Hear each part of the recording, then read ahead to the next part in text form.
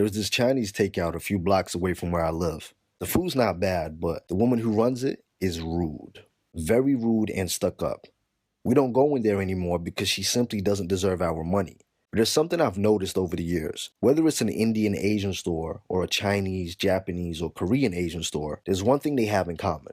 We spend a lot of money within these communities, but the reality is they don't seem to appreciate our custom, although we probably put quite a few of their children through college. I think we all have experiences of walking into an Asian store, being followed around, receiving bad customer services, being made to feel unworthy, and yet we still give them our money. Let's look at hair, for example. Asian people pretty much supply all the black hair products. Whether it's natural hair products, weave, synthetic, or real, they make a killing. The black hair industry in the United States alone is worth over $500 billion. So just imagine what it is worldwide. An industry that caters primarily to black women controlled by Asian people. Does that make sense? No. I notice whenever a black man or even a black woman starts a business, black people always have something to say. They always give them the side eye. How can you make money from black women like that? Or black people? Blah, blah, blah, blah, blah. But where is your side eye and suspicion for Asian people that are profiting from you? Or is it that you've gotten so used to them raping your pockets and profiting from you? About 7 years ago, I was going to set up a hair business with an African woman. This was before I started getting more and more conscious of our position and situation. We were going to buy hair directly from Malaysia, import it, and set up a hair business. I wonder, though, how many people would have accused me of profiting from black women, but would have been completely fine with another race of people making money from you.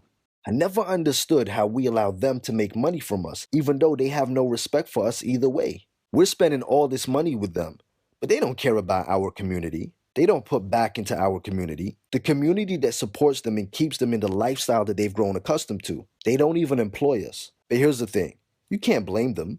We can learn from Asian people. Asian people have this unity that we lack. And forget all the excuses about they weren't enslaved as we were and they get government assistance, etc., etc. Because when it's all said and done, we're quicker to spend with Asian people than our own people. And I know the title of this video is Black Women Stop Supporting Asian Men, but I'm actually talking about black people as a whole, black men and black women. An Asian man will give his brother a job before he gives a black man a job. Why? Because his people come first. Plus, he's smart enough to know that if he employs his brother, takes care of his brother will return the favor. His brother will spend the money he makes back within the same community, and their money keeps circulating. Asian wages become Asian profits. Asian people are also smart enough to supply their own products as well as ours.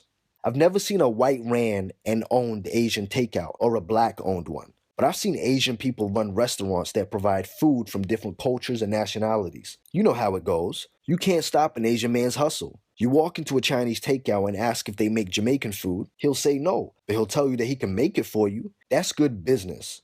Where there's a demand, they're willing to supply. We're stuck on supply and demand. Supply something and hope that we can get a demand for it.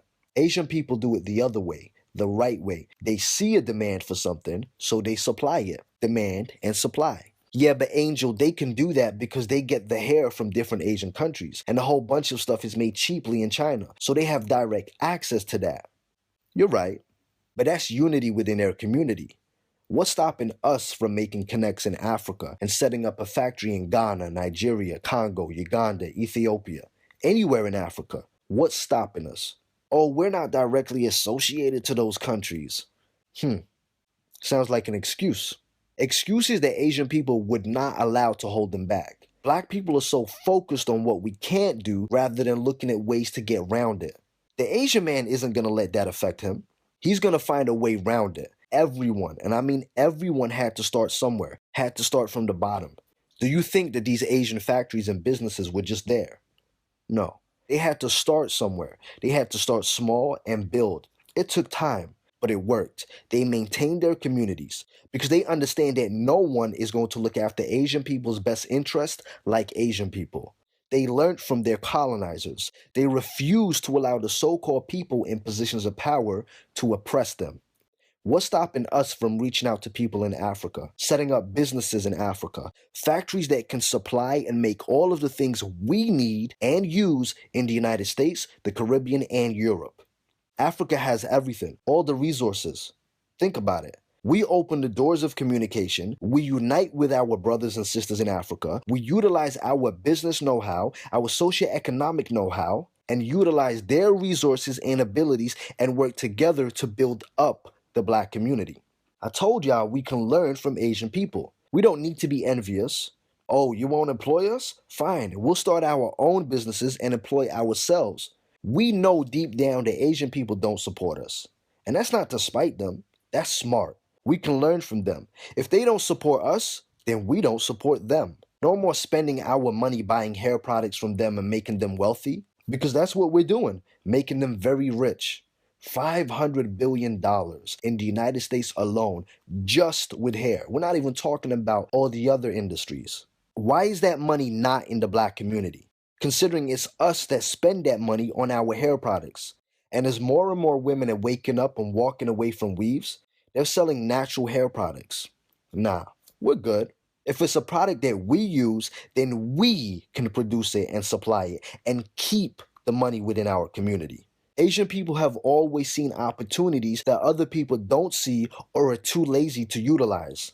Asian people are setting up businesses all over the world, the Caribbean and even Africa. Asian men are going to Uganda and marrying Ugandan women just so they can trade in Uganda. They marry them for the ability to do business, and then after they have their right to trade, they divorce them. You see how we as a people are constantly letting other groups of people use us and take advantage of us. We have no problems with Asians doing that to us in our community, but let a Black person do it and there's an uproar, outrage. We need to get our priorities straight. Stop letting them make money off you. They don't respect you. Stop giving them your money. Imagine what us pulling our currency from their community would do to them, and what it would do if we put that back into our community. Think about it. Make sure you follow me on Instagram and Twitter at angel_IKYG. If you like the video, make sure to share and definitely don't forget to subscribe. Click that bell so that you always get notifications whenever I post a video and you never miss an update. While you're there, make sure to subscribe to my backup page. Also, check out my website, www.ikyg.com. Check out any projects that I might have going on, coaching sessions, Angel's Thoughts, Angel's videos, any events that might be happening. Make sure to utilize the Black Money section of the website. Advertise your business absolutely free to people that look like you, free forever. And also, check out the shop part of the site for any IKYG clothing. If you don't see clothing in your size, don't worry. Just contact us via the site and we'll arrange it just for you. And as always, all the links will be in the description. Peace, love, and coconut oil.